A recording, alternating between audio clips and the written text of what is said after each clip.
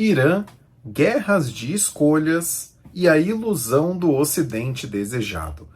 Você está acompanhando o Curadoria de número 25. Pois é, estamos no último dia de fevereiro de 2026.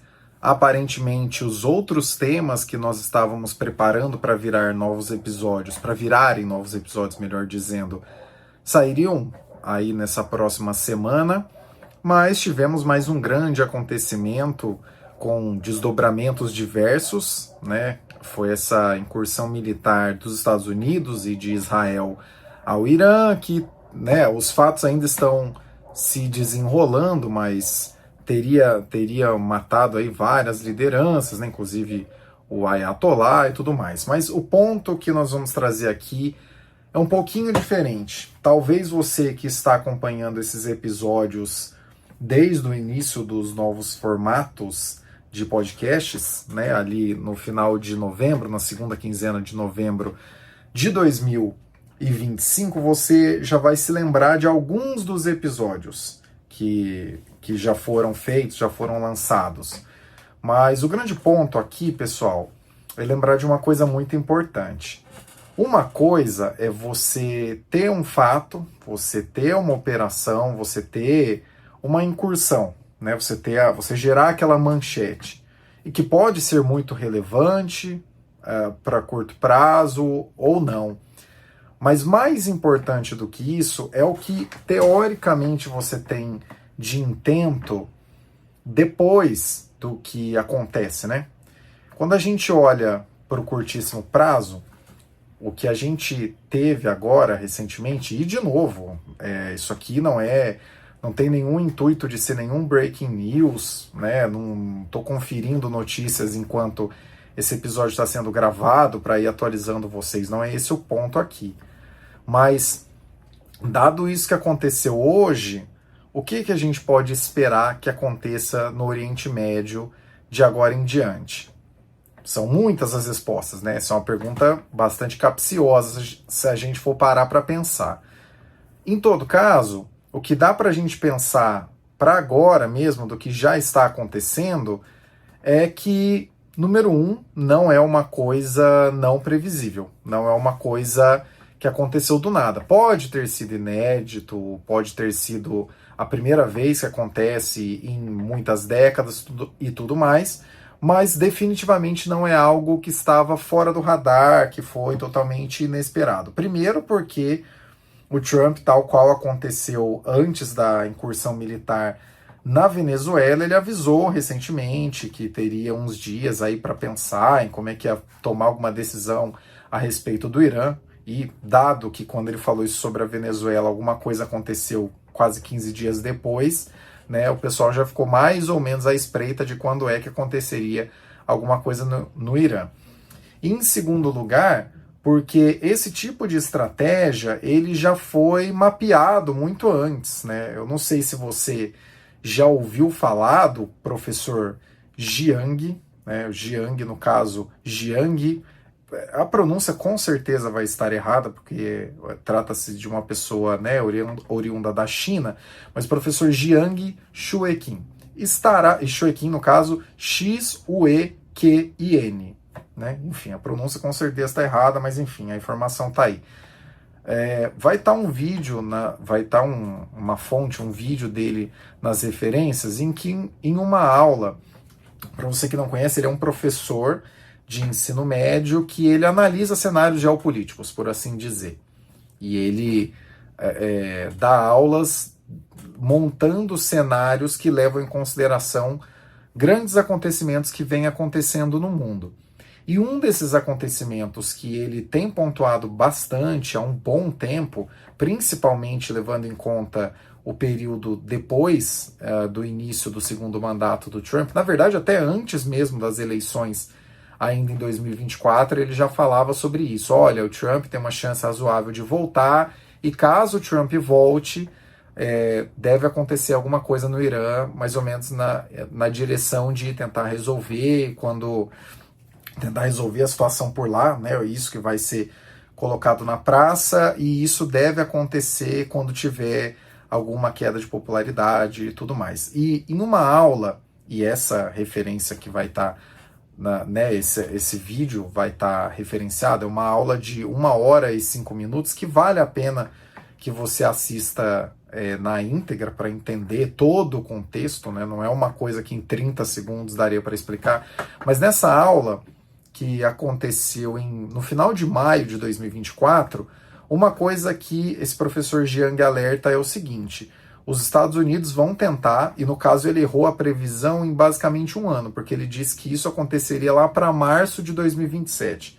Mas ele falou assim, o Trump vai chegar na TV e vai falar, olha, estamos fazendo uma operação militar no Irã para resguardar a liberdade dos Estados Unidos, tentar levar um pouco de democracia, alguma coisa assim, e libertar o Irã dessa situação.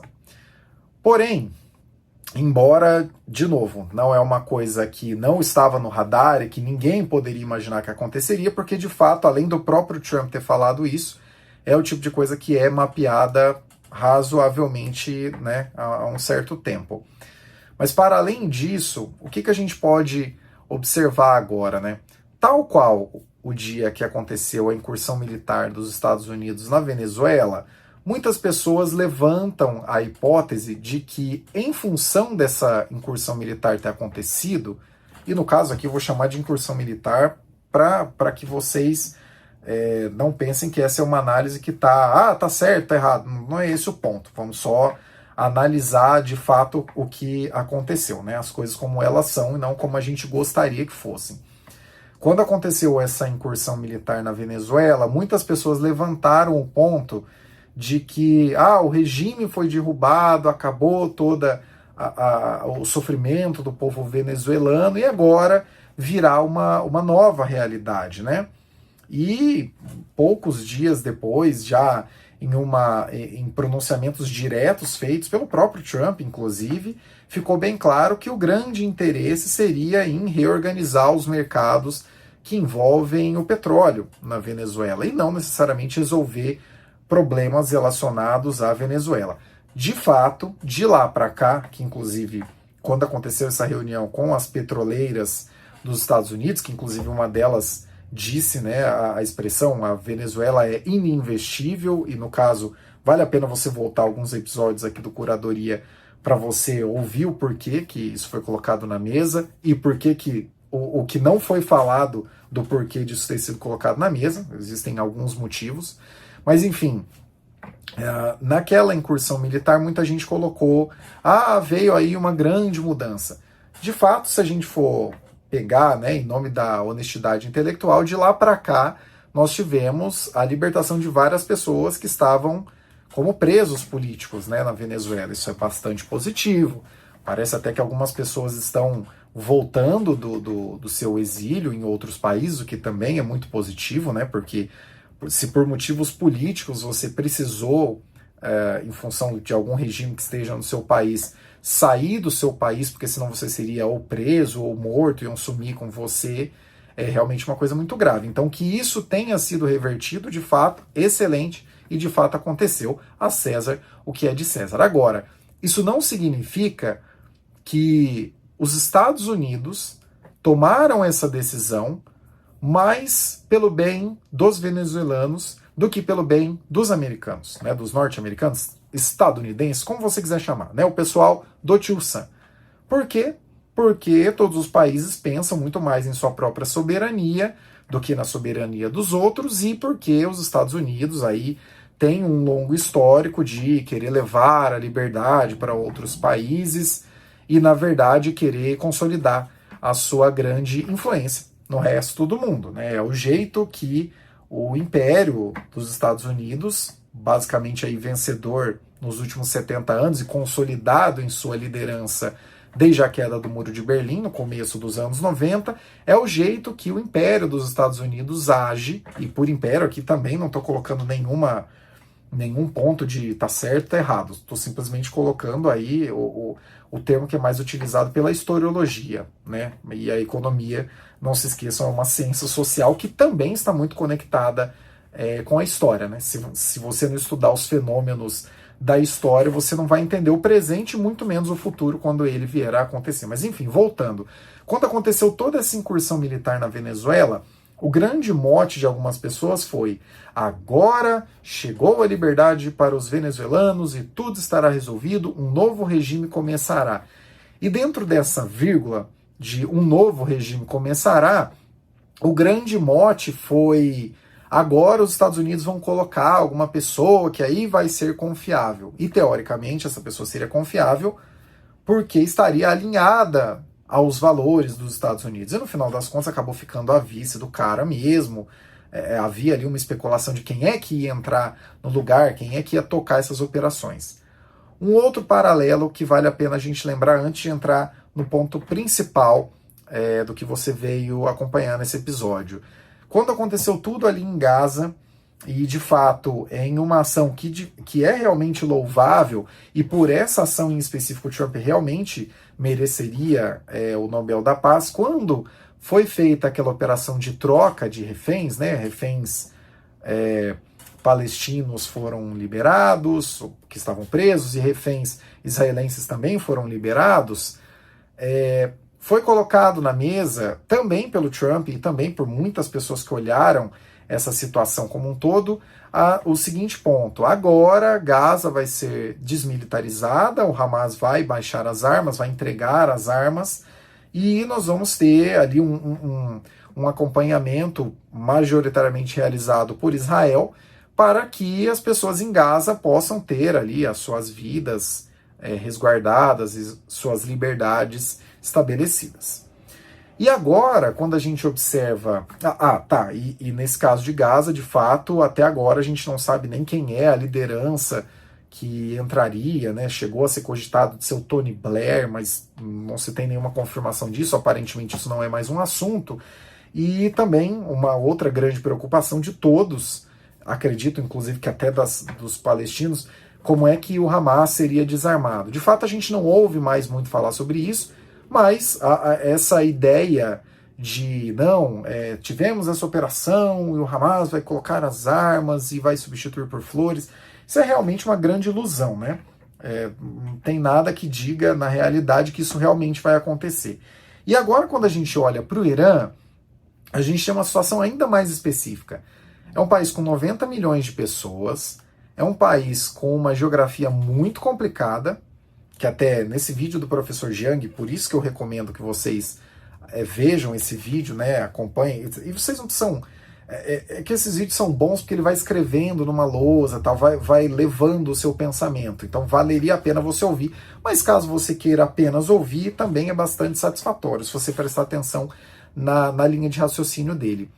A geografia do Irã, ela é muito montanhosa e muito complicada, a ponto de que, caso uma incursão militar um pouco mais permanente, talvez o que aconteceu ali no Afeganistão, nos tempos do George Bush, que passaram pelo George Bush, passaram pelo Obama, passaram pelo primeiro mandato do Trump e acabaram durante o mandato do Biden, tendo sido combinado no mandato do Trump. Como é que acabaria isso?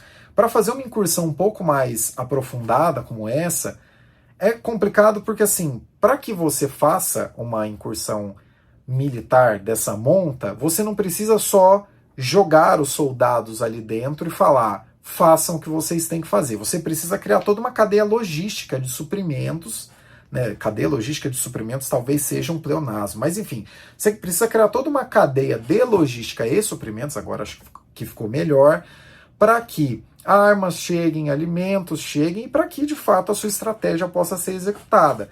E quando a gente olha para a geografia do Irã, é um país tão montanhoso que você, além de precisar colocar uma quantidade muito grande de soldados, segundo esse vídeo do professor Jiang, seriam aproximadamente 3 milhões de soldados dos Estados Unidos precisariam estar nesse tipo de operação para que aconteça algum sucesso, para além de demandar um enorme corpo de soldados, né, um enorme corpo do exército para que isso vá adiante, não seria fácil você, em caso de não dar muito certo, tirar esses soldados de lá, e também não seria fácil você mantê-los lá, por esse aspecto de logística. E em função disso, o que a gente pode realmente refletir levando em consideração tudo que aconteceu no Irã, pelo menos nos últimos 50, 60 anos, que tinha o rei lá, né, o Shah, e aí ele foi derrubado na Revolução Islâmica de 1979, com forte apoio da população, e desde lá existem os ayatolás, né? Primeiro teve o Ayatollah Khomeini, agora tem o Ayatollah Khamenei, que talvez tinha, caso ele de fato tenha sido morto. De novo, informações ainda a serem confirmadas, embora o Trump já tenha falado sobre isso, a Reuters já tenha confirmado, e fontes vindas da mídia de Israel também já tenham confirmado, né? Há toda uma complexidade local que acaba não sendo considerada e acaba sendo simplificada para o mote: agora chegou a liberdade, agora chegaram os valores ocidentais. Logo, todo mundo vai comemorar.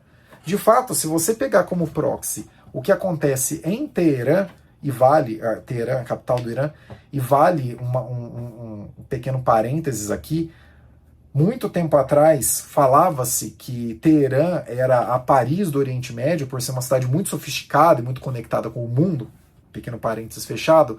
Se você pegar como proxy o que acontece agora em Teherã, de muitas pessoas comemorando, o regime vai acabar, o pessoal finalmente teve o que estava esperando, talvez você pense, realmente, olha lá, está confirmado o que eu estava achando, né? Estava todo mundo esperando que isso acontecesse.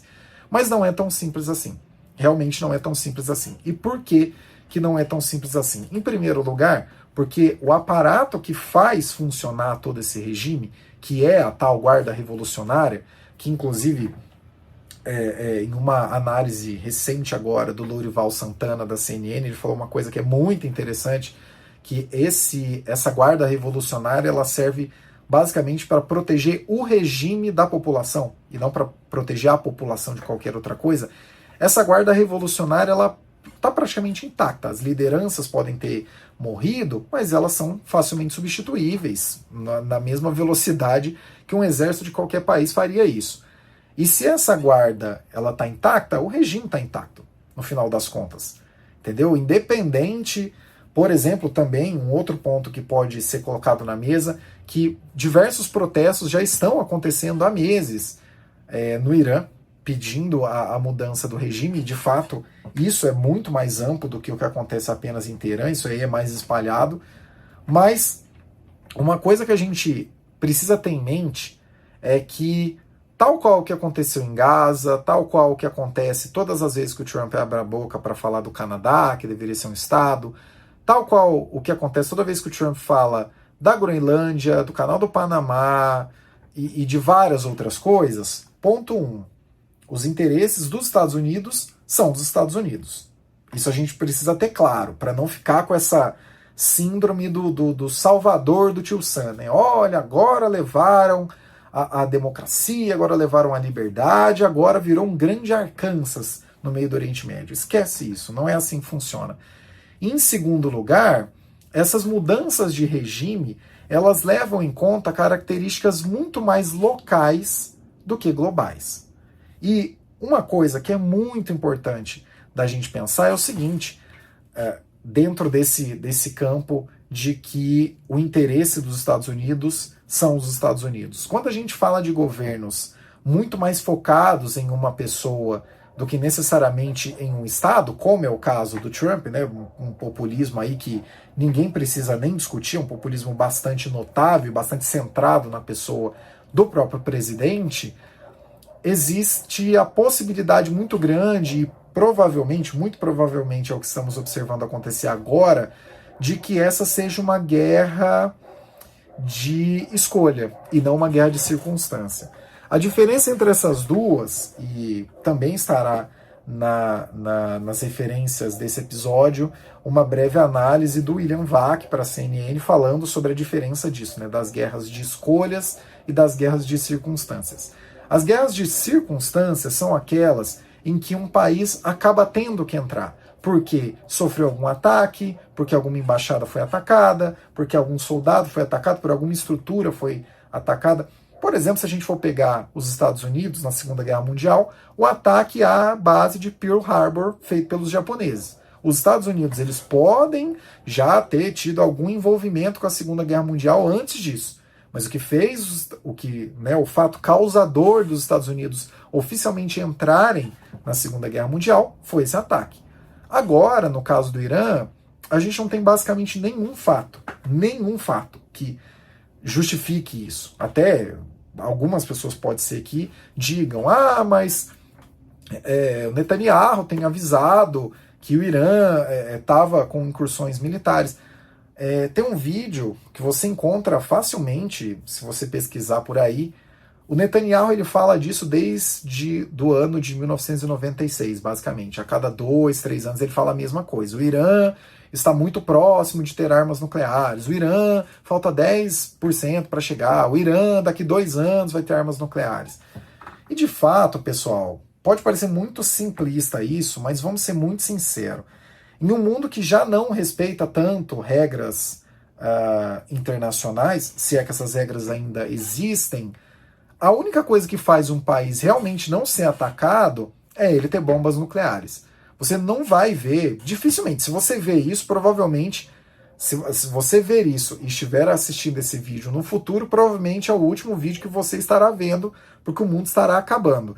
Mas você não vai ver, de jeito nenhum, um ataque como esse dos Estados Unidos, uma incursão militar como essa dos Estados Unidos, acontecer na Rússia, na Coreia do Norte. Por quê? Porque são países que de fato têm armamento nuclear. Se o Irã tivesse armamento nuclear, provavelmente ele responderia, o país responderia de maneira muito mais efetiva do que o que está fazendo agora, que é atacar os países ali do entorno. Então, fica aí a grande fonte de pensamento. O que será que teria motivado esse ataque, essa incursão militar dos Estados Unidos no Irã? Provavelmente é mais uma guerra de escolhas, mais um ponto, uma pontuação, um apontamento, um posicionamento, por assim dizer, dos Estados Unidos frente a alguma outra região do mundo que teoricamente eles gostariam de salvar do que quer que seja, que não vai adiante. Do mesmo jeito que a Groenlândia está lá, impassível, não está acontecendo nada, o canal do Panamá continua do Panamá, o Canadá continua um estado soberano e Gaza continua Gaza. Até agora não vimos nenhum resort, não vimos nenhuma grande mudança, nenhuma grande liderança e tudo mais. Um assunto que ficou aí para o passado.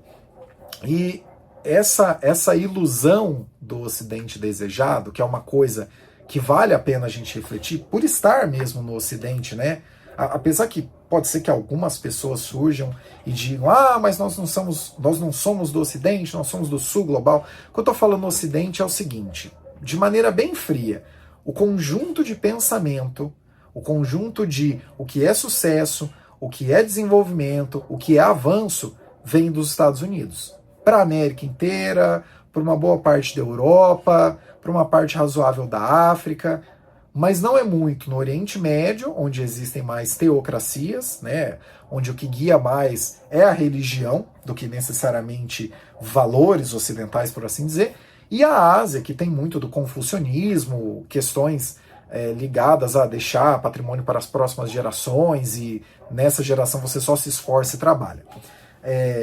Essa ilusão de Ocidente desejado, eu acho que é válido a gente colocar isso na mesa, que é o ponto de pensarmos um pouco se de fato o mundo inteiro, em locais que não têm o mesmo pensamento que a gente tem aqui no Ocidente, ou Sul global, como você preferir, será que todos esses locais estão mesmo como uma princesa na torre, aguardando o grande tio-san, o grande príncipe ir lá salvar? Vocês já pararam para pensar nisso?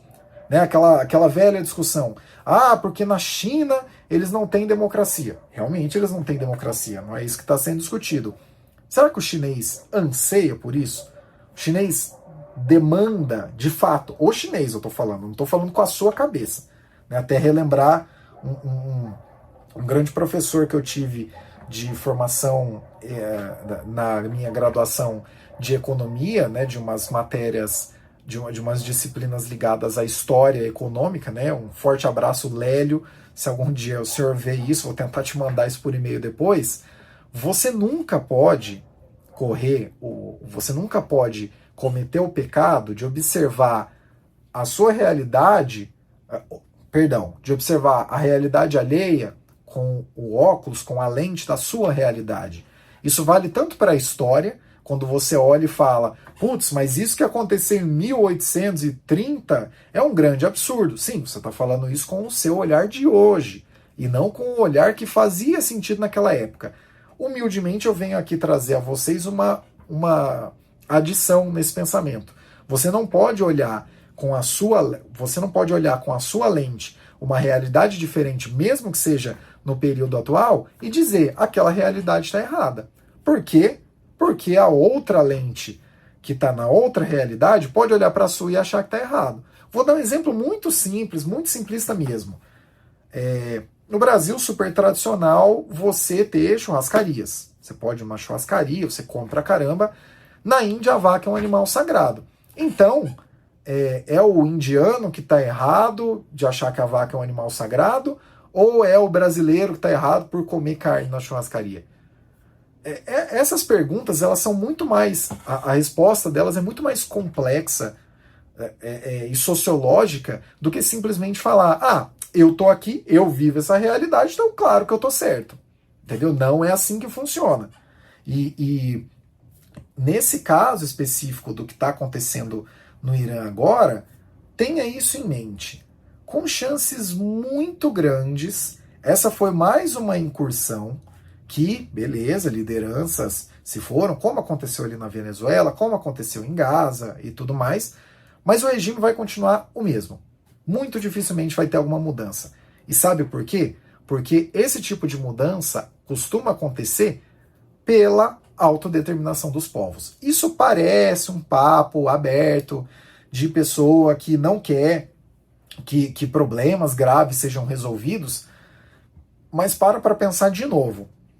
Pensa com calma, principalmente se você chegou até essa altura do episódio. Você acha que realmente todos os países que não estão no Ocidente ou no Sul Global estão desesperados para fazer parte disso? Você acha que um povo, ali do Irã, que passou 20 anos vendo o Afeganistão ser absolutamente destruído por forças militares dos Estados Unidos, tá desesperado para fazer parte de uma grande aliança com os Estados Unidos? Ou você acha que esse tipo de ação militar que acabou de acontecer acaba legitimando ações de olha aí que terror que são os Estados Unidos, morte aos Estados Unidos? De novo, não estou dizendo para você pensar com a sua cabeça. Eu estou dizendo para você tentar imaginar o que aconteceria se você estivesse com a cabeça de uma pessoa que está numa outra realidade. Queremos a derrubada do regime iraniano?